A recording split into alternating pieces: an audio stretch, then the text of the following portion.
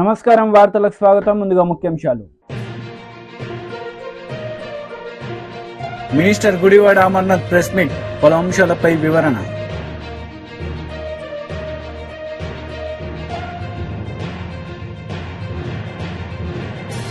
TDP MLC Ashok బాబు media సమావేశం, YCP నేతలపై fire.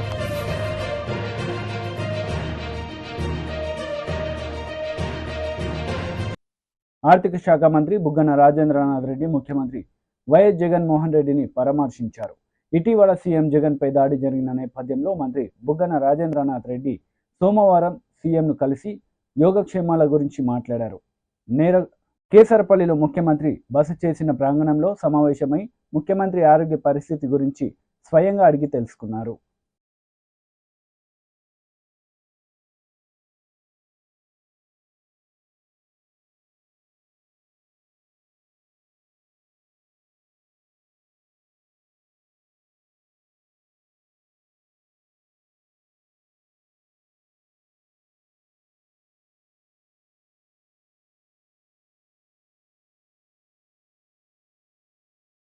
Palamaner భారీ బహిరంగ సభలో ఏపీసీసీ చీఫ్ వైఎస్ షర్మిలారెడ్డి పాల్గొన్నారు. ఈ సందర్భంగా పలు అంశాలపై ఆమె మాట్లాడారు.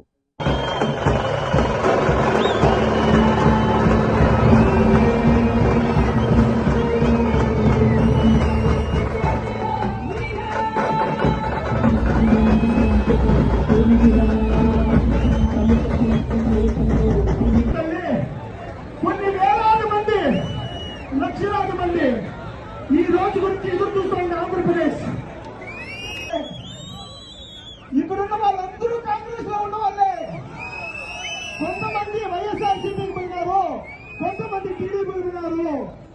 మళ్ళీ మా హక్కు వచ్చిందానికి అందరూ కాంగ్రెస్ ముక్కుతా ఉన్నారు, చర్చిల్లో ప్రార్థనలు చేస్తూ ఉన్నారు. కాంగ్రెస్ ప్రభుత్వం రావాలా? ఎప్పుడైనా అవసరాలు తీర్చాడా?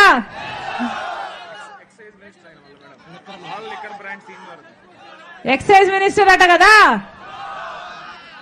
ఎక్సైజ్ మినిస్టర్ అంటే ఏమిటో తెలుసా? లిక్కర్ బాటల్ మంత్రి అట. మొత్తం అన్ని కాంట్రాక్టులు ఈయన బినామీలే అట. ఇప్పుడు లిక్కర్ షాపులలో boom boom, special status, capital,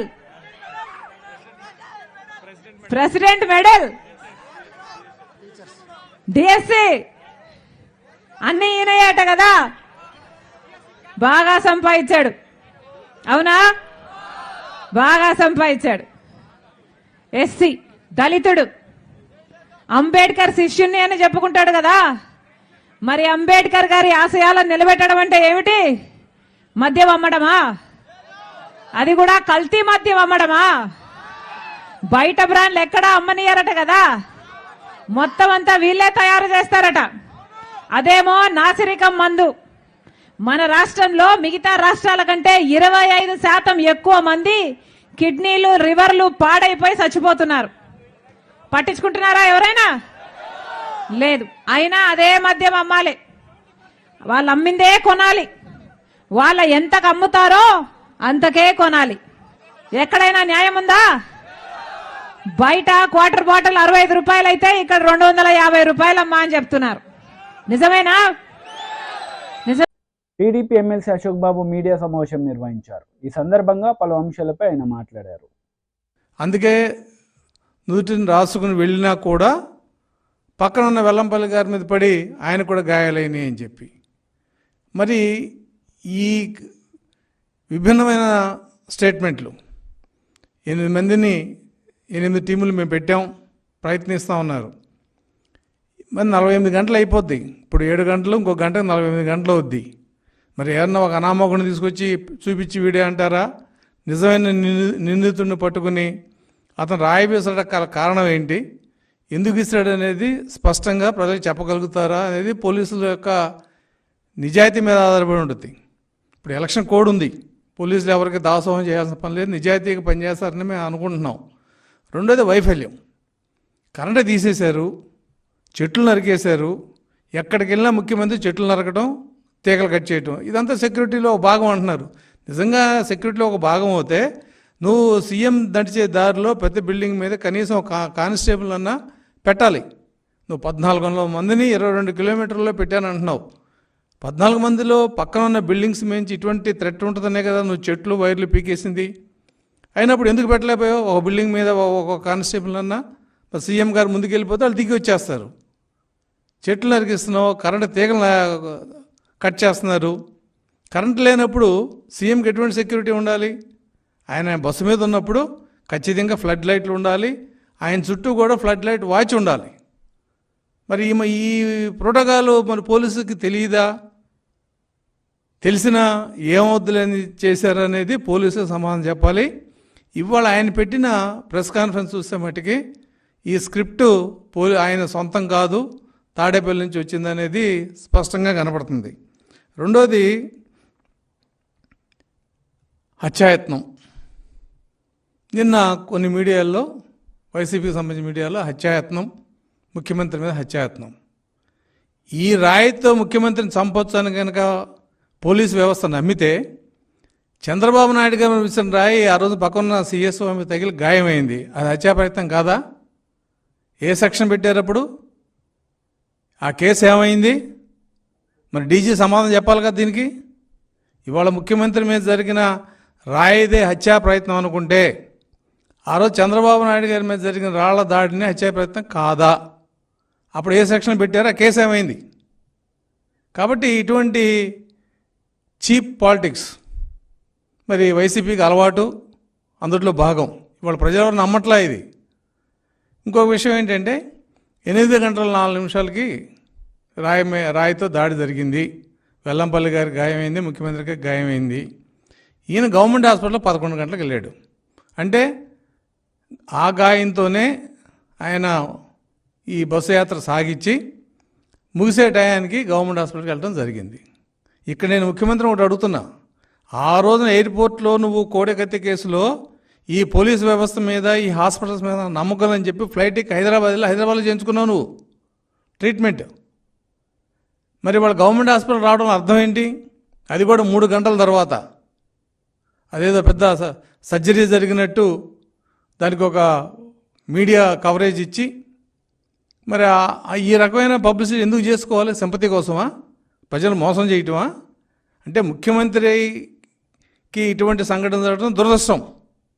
అలాగే ప్రతిపక్ష నాయకుడి మీద జరిగినప్పుడు ఈ విధంగా పోలీసు వ్యవస్థ ఎందుకు స్పందించలేదు? ఇది రాజకీయం కాదా?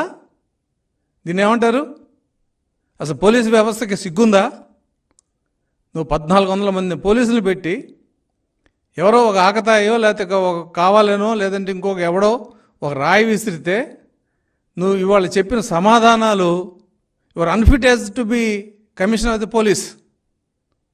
8 బృందాలు పంపించాం, దర్యాప్తు చేస్తున్నాం, 48 గంటలైంది. ఇంకా గట్టిగా ప్రతిపక్షాలు కానీ ప్రజలు కానీ గొడవ పెడితే ఎవడో ఒక అమ్మాయిని తీసుకొచ్చి చూపించి వీడియో వేసిందని చెప్పి వాడిని బ్లాక్ అండ్ బ్లూ కొట్టి ఆ కోడికత్తి శ్రీనివాస పరిస్థితి తెచ్చే అవకాశం కూడా ఉంది. కాబట్టి ఈ రాష్ట్రంలో పోలీసు వ్యవస్థ ఎంత వైఫల్యం అనేది ఇవాళ ఈ సంఘటనలో తెలుస్తుంది. అలాగే వైసీపీ వాళ్ళు కూడా పచ్చి రాజకీయం, దిగజారిన రాజకీయాలు. నేను ఒకటి అడుగుతున్న వైసీపీ నాయకులంతా, చంద్రబాబు నాయుడు గారి మీద జరిగిన రాళ్ల దాడికి ఏ సెక్షన్ పెట్టారో ఆ కేసు ఏమైంది? ఇవాళ వెల్లపల్లి శ్రీనివాసరావు గారు ఇచ్చిన కంప్లైంట్ మీద కేసు పెడతారు. దీని మీద పూర్తి ఎంక్వైరీ అయ్యేటప్పటికి ఎలక్షన్ అయిపోద్ది. అంటే ఈ లోపు ఎవరినో ఒకరిని బలి చేయటం. ఇవాళ ముఖ్యమంత్రి గారి మీద సానుభూతి వస్తుందా? హత్యా ప్రయత్నం జరిగిందా? ఇవన్నీ ప్రజలు ఆలోచించట్లా. ఎందుకంటే ముఖ్యమంత్రి నిజాయితీ ఆ రోజున విశాఖపట్నంలో జరిగిన కోడికత్తి కేసులోనే ఇవాళ వరకు నిందితుడికి బెయిల్ రాకుండా చేసిన వ్యక్తి జగన్మోహన్ రెడ్డి. కాబట్టి రాజకీయాల్లో రాజకీయం చేయొచ్చు కానీ. TDP MLC Panchumarthi Anuradha media సమావేశం నిర్వహించారు. ఈ సందర్భంగా సీఎం జగన్పై ఆమె మండిపడ్డారు. నిజం గెలవాలి అనే యాత్ర ద్వారా మరి 203 కుటుంబాలని మారుమూరు పల్లెటూళ్ళు సైతం వదిలిపెట్టకుండా పరామర్శించిన ఘనత బోనమ్మ గారిదే. 95 నియోజకవర్గాలు పర్యటించడం జరిగింది. మాలుమూరు ప్రాంతాల్లో కూడా మేము చాలాసార్లు చెప్పాం, మేడం అక్కడ చాలా కష్టం, వెళ్ళడం కూడా చాలా కష్టం, వాళ్ళని పిలిచి ఆ కుటుంబాన్ని పిలిచి మనం పార్టీ ఆఫీస్లో చెక్కులు అందజేద్దాము అని చెప్తే, లేదు వెళ్ళలేని పరిస్థితి ఉంటే నేను నడిచైనా సరే వెళతా, ఆ ఇంటికి వెళతా, నేను వెళ్ళి తీరాల్సిందే, వాళ్ళని పరామర్శించాల్సిందే, వాళ్ళకి భరోసా కల్పించాల్సిందే, వాళ్ళకి ధైర్యం చెప్పాల్సిందే.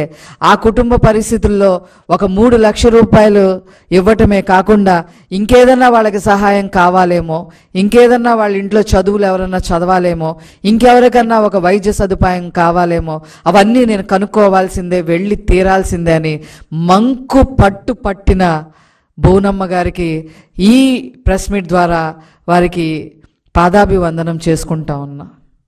ఎక్కడ కాంప్రమైజ్ అవ్వాల, వెళ్ళారు, పరామర్శించారు, కూర్చున్నారు, వాళ్ళ బాధల్ని విన్నారు, అన్నీ నోట్ చేయించుకున్నారు. ఎన్టీఆర్ ట్రస్ట్ ద్వారా ఎవరైతే పిల్లలు ఉంటారో వాళ్ళందరికీ కూడా విద్య సదుపాయాన్ని ఖచ్చితంగా కలగజేస్తామని చెప్పి వాగ్దానం చేశారు. ఆ ఇంట్లో పెద్దలు ఎవరన్నా అనారోగ్య పాలైతే వాళ్ళకి ఏదైనా సహాయం కావాలి అని అంటే వాళ్ళకి ఎన్టీఆర్ ట్రస్ట్ ద్వారా చేస్తామని చెప్పడం జరిగింది. అంతేకాకుండా కొంతమంది ఎవరైతే మరీ ఇక దీర్ఘకాలిక రోగాలతో ఉన్నారో వాళ్ళందరికీ కూడా అవసరమైతే నారా చంద్రబాబు నాయుడు గారు ముఖ్యమంత్రి అయిన తర్వాత ముఖ్యమంత్రి ఫండ్ ద్వారా కూడా చేయిస్తాను అని చెప్పి వాగ్దానం చేసిన మహాసాధ్వి మన భువనమ్మ గారు. 95 నియోజకవర్గాలు, 203 కుటుంబాలు, 9080 కిలోమీటర్లు, 25 పార్లమెంట్ కాన్స్టిట్యున్సీలు తిరగడం జరిగింది. 25 పార్లమెంట్ కాన్స్టిట్యున్సీలు, ఒక్కొక్క పార్లమెంటరీ కాన్స్టిట్యున్సీస్ అయితే 2-3 సార్లు తిరగాల్సి వచ్చింది. రూట్ మ్యాప్ సరిగ్గా కోయిన్సైడ్ అవ్వకపోవడంతో మరి 2-3 సార్లు ఒకే పార్లమెంటరీ కాన్స్టిట్యున్సీ కూడా తిరగాల్సి వచ్చింది. దాదాపు 150 ప్రసంగాలు వారు చేయటం జరిగింది. అంతేకాకుండా ప్రసంగాలు చేయడమే కాకుండా వ్యక్తిగతంగా ఇంటరాక్షన్ ప్రోగ్రామ్స్ కూడా మేడం గారు చేయటం జరిగింది. యువతతో ఇంటరాక్షన్ జరిగింది, ఫస్ట్ టైం ఓటర్స్తో ఇంటరాక్షన్ జరిగింది, గిరిజనులతో ఇంటరాక్షన్ జరిగింది, మైనారిటీలతో ఇంటరాక్షన్ జరిగింది, బడుగు బలహీన వర్గాలతో ఇంటరాక్షన్ జరిగింది. అలా ప్రతి వర్గాన్ని కూడా వాళ్ళు కలుసుకున్నారు. యువతతో ఇంటరాక్షన్ ప్రోగ్రాం జరిగింది. అదేవిధంగా ఈ ప్రోగ్రాంలోనే కళలకి రెక్కలు అనే ఒక పథకాన్ని కూడా భువనమ్మ గారు మరి రూపొందించి ఆ స్కీమ్ని కూడా విడుదల చేయటం జరిగింది. ఎవరైతే ప్రొఫెషనల్ కోర్సెస్లో ఉన్నారో వాళ్ళందరికీ కూడా 35 సంవత్సరాల లోపు ఉన్న వాళ్ళందరికీ కూడా ప్రొఫెషనల్ కోర్సెస్ ద్వారా వాళ్ళందరికీ ఎవరైతే ఒక ప్రొఫెషనల్ కోర్స్ చేయాలని అనుకుంటే వారు కనుక బ్యాంక్ లోన్కి కనుక వెళితే ఆ లోన్కి మొత్తం షూరిటీ నారా చంద్రబాబు నాయుడు గారే ఉంటారు అనేది ఈ పథకం యొక్క ఉద్దేశం. అంతేకాకుండా వాళ్ళు ఏదైనా లోన్ పెట్టుకుంటే వాళ్ళకి లోన్కి సంబంధించిన వడ్డీ మొత్తం కూడా ప్రభుత్వమే బరాయిస్తుంది, నారా చంద్రబాబు నాయుడు గారే బరాయిస్తారు అని చెప్పి ఆ స్కీమ్ యొక్క అర్థం. అలాంటి ఒక స్కీమ్ని కూడా మరి ఈ యాత్రలోనే వారు విడుదల చేయటం కూడా జరిగింది. అంతేకాకుండా ప్రజల యొక్క కష్టాలు నష్టాలు తెలుసుకోవటమే కాకుండా పలు చోట్ల అన్నా క్యాంటీన్లు కూడా ప్రారంభించడం జరిగింది. అలా మొత్తం టూర్లో కూడా ప్రతి చోట కూడా ప్రజాప్రభుత్వం రావాలి, అది తెలుగుదేశం ప్రభుత్వం అయితేనే అది ప్రజాప్రభుత్వం అవుతుంది అని చెప్పి ప్రతి చోట కూడా వారు మాట్లాడటం జరిగింది. అలాగే ఉత్తరాంధ్రకి వెళ్ళినప్పుడు అక్కడ బడుగు బలహీన వర్గాలందరూ కూడా తల్లడిల్లిపోయి మేడం గారిని కలవడం జరిగింది. అమ్మా, ఈ వైసీపీ ప్రభుత్వంలో, ఈ జగన్మోహన్ రెడ్డి ప్రభుత్వంలో గంజాయి బారిన పడి మా పిల్లలు నాశనం అయిపోయారు అని చెప్పి, కొంతమంది ఆత్మహత్యలు చేసుకున్నారు అని చెప్పి ఆ రోజు బడుగు బలహీన వర్గాలందరూ కూడా మేడం గారి దగ్గరికి వచ్చి కలిసినప్పుడు మేడం గారి కంట్లో నీరుని నేను మొదటిసారి చూడటం జరిగింది. అట్లాగే ఆంధ్ర కోస్తా జిల్లాల్లో తూర్పు గోదావరి జిల్లాల్లో అలాగే కోస్తా ఆంధ్రాలో మేడం గారు పర్యటించినప్పుడు అక్కడ ప్రజలందరూ కూడా వచ్చి ఈ వైసీపీ ప్రభుత్వం మీద ఉన్న కక్ష, కోపం, కసి ఆవిడ దగ్గర వెళ్ళగక్కినప్పుడు ఆవిడిచ్చిన ధైర్యం. మినిస్టర్ గుడివాడ అమర్నాథ్ మీడియా సమావేశం నిర్వహించారు. ఈ సందర్భంగా టీడీపీ నేతలపై ఆయన మండిపడ్డారు. మీ మామ ఎన్టీ రామారావు గారి మీద చెప్పులిసింది ఎవరు? నువ్వు కాదా? అదే విజయవాడ నడిబొడ్డున వంగవీటి మోహన్ రంగని చంపేసింది ఎవరు? నీ పార్టీ కాదా? మీ ప్రముఖ జర్నలిస్ట్ అయినటువంటి దశరథ రామయ్య అనుకుంటా ఆయన పేరు, ఆయన్ని చంపేసింది విజయవాడలో. మీకుంది ఈ చరిత్ర అంతా కూడా.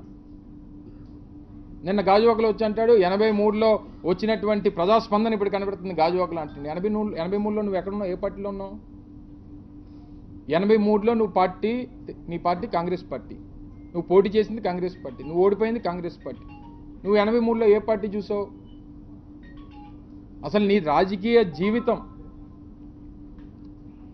మొదలైంది కాంగ్రెస్ పార్టీలో. తర్వాత సరే వాళ్ళ కూతురిని చేసుకున్నావు, తర్వాత రాజకీయ పరిణామాలు, వెనుపోట్లు ఇవన్నీ కూడా తెలిసినటువంటి అంశాలు. నీకు ఏ రోజు కూడా ప్రజల తాలూకా ఆమోదం, ప్రజా బలంతో, ప్రజల తాలూకా మన్ననతో నువ్వు రాజకీయాల్లో రాణించింది ఎప్పుడు నాకు తెలిసి ఎప్పుడు లేదు. అయితే 4 పార్టీలతో జతకట్టినప్పుడు లేదో మీ పార్టీ నాయకుని వెన్నుపోటు పొడిచో నీకు నాయకత్వం వచ్చింది తప్ప ప్రజల నుంచి ఒక నాయకుడిగా ఎదిగినటువంటి సందర్భం ఏ రోజన్నా చంద్రబాబు నాయుడు గారికి ఉందా? ఒకసారి ఆలోచన చేయమని చెప్పి కోరుతా ఉన్నా. ఇవన్నీ కూడా చూసిన తర్వాత కూడా ఇంకా జగన్మోహన్ రెడ్డి గారిని విమర్శించాలనేటువంటి ఆలోచన మానుకుంటే మంచిది. నువ్వు ఇంకా విమర్శించుకోలేది, ఆయన మీద ఇంకా మరింత సింపతి పెరిగింది. నీ పడాల్సిన 10 ఓట్లు కూడా పడడం మానేస్తాయి. ఈరోజు చంద్రబాబు నాయుడు గారు నిన్న గాజువాకలో మరికొన్ని విషయాలు మాట్లాడుతూ రాష్ట్రంలో అభివృద్ధి, రాష్ట్రంలో ఏం జరిగింది, రాష్ట్రంలో పరిశ్రమల పరిస్థితి ఏంటి, రేపు నేను వస్తే 20 లక్షల ఉద్యోగాలు ఇచ్చేస్తానని చెప్పాను. 14 నుంచి 19 ఎన్ని ఉద్యోగాలు ఇచ్చావు చెప్పు ఒకసారి. సరే నువ్వు వచ్చితే ఇచ్చేద్దు కానీ నువ్వు గతంలో 2014 నుంచి 19 వరకు ఈ రాష్ట్రానికి ముఖ్యమంత్రిగా 5 సంవత్సరాలు పనిచేశారు. ఆ 5 సంవత్సరాల కాలంలో ఎన్ని ఉద్యోగాలు పరిశ్రమల ద్వారా ఇప్పించారో చెప్పండి. నేను ఛాలెంజ్ చేస్తా ఉన్నా. నేను పరిశ్రమల శాఖ మంత్రిగా రాష్ట్రానికి గడిచినటువంటి 5 సంవత్సరాల్లో వైఎస్ఆర్ కాంగ్రెస్ పార్టీ అధికారంలో ఉన్నప్పుడు చంద్రబాబు నాయుడు గారు 2010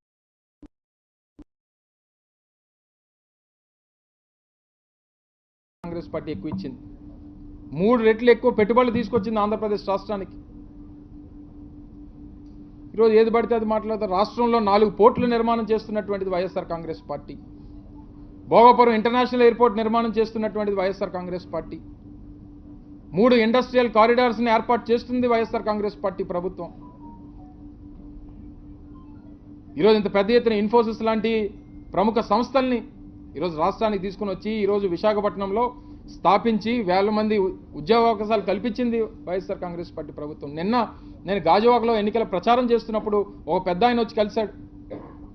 బాబు మీ ప్రభుత్వం దయ వల్ల నా కూతురు బెంగళూరులో ఉండేది, ఇన్ఫోసిస్ విశాఖపట్నం రావడం వల్ల నా కూతురు ఈరోజు విశాఖపట్నంలో పనిచేస్తుంది, మా ఇంటి దగ్గర నుంచి ఈరోజు ఉద్యోగంకి వెళ్తుందని చెప్పి ఒక సందర్భం నాకు ఎదురుపడినటువంటి విషయాన్ని మీ అందరికీ తెలియజేస్తా ఉన్నాం.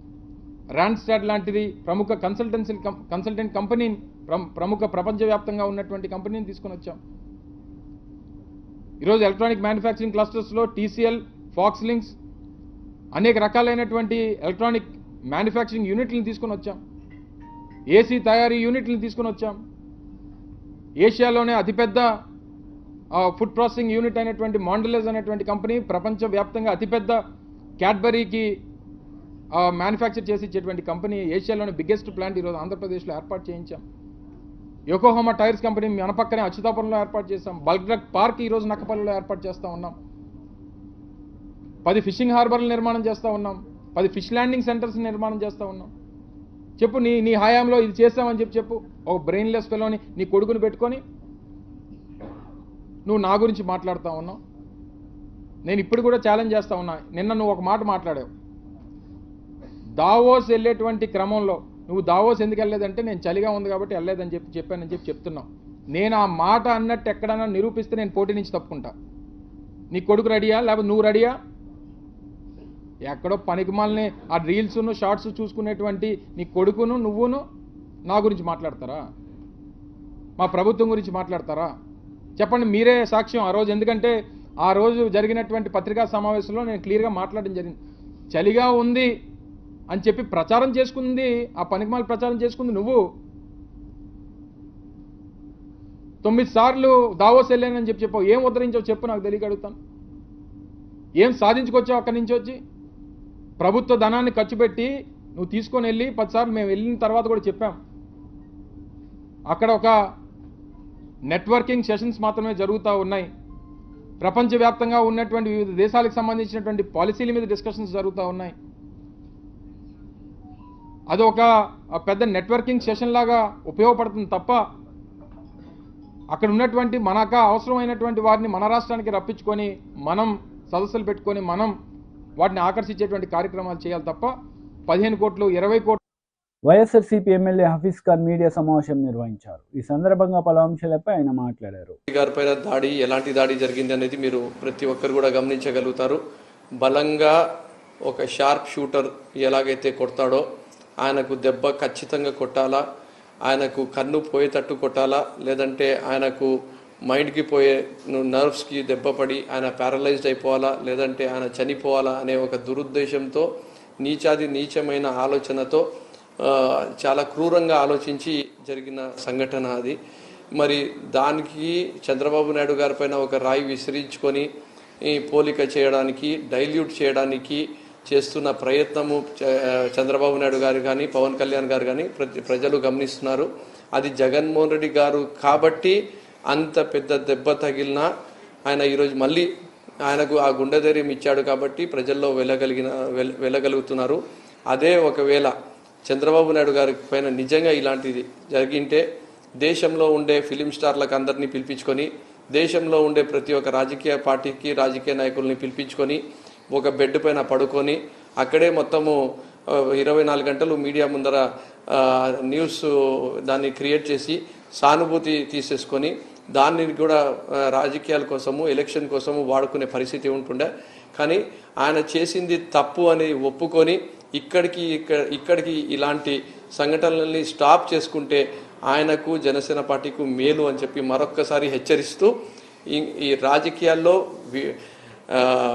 కామెంట్స్ చేసుకోవచ్చు, క్రిటిసైజ్ చేసుకోవచ్చు, కానీ భౌతిక దాడులు అనేది మంచిది కాదు. ఇప్పటికైనా మీకు దేవుడు మీకు ఇంగిత జ్ఞానం ఇచ్చి రాబోయే రోజుల్లో.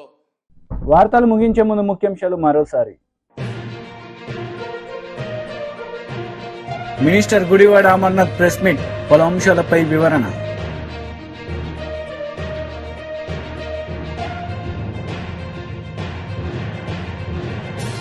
టీడీపీ ఎమ్మెల్సీ అశోక్ బాబు మీడియా సమావేశం, వైసీపీ నేతలపై ఫైర్.